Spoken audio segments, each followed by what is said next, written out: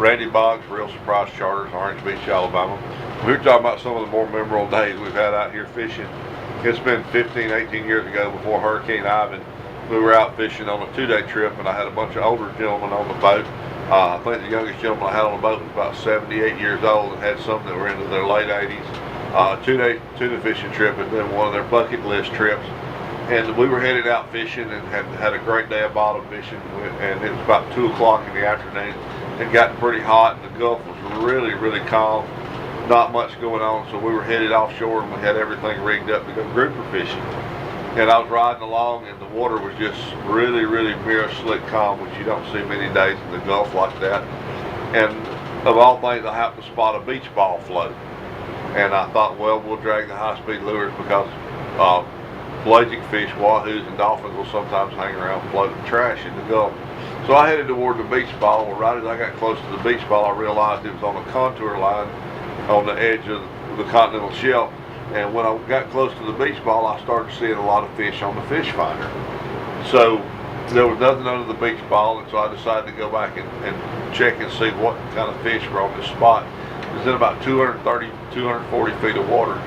We had 20-ounce leads on all the grouper rods. Didn't have any smaller tackle out, so I let the guys make a drop with a grouper tackle in 230 feet of water. No sooner had they put the rods down until everybody bowed up with hooked a big fish. And we had 8 rods in the water, and we had 8 fish on. And so the older gentlemen were tiring pretty quickly in 230, 240 feet of water. The rock winding the fish up, and all of a sudden one rod straightened up, then another rod straightened up, then another rod straightened up, and all 8 fish just disappeared, came off the hooks. So, wow, that was kind of unusual. And actually, I think we did catch one fish, and it was about a 16-pound red snapper, and this is before we had the growth of the red snapper, and they were so big. So a 16-pounder was a huge fish back then. So they rebaited, dropped back down, and it was a repeat of the first episode. About halfway up, all the fish the rods just came limp, and everything came up with no fish on them. One of my deckhands came upstairs. He went and hollered, "Look, look, look behind the boat."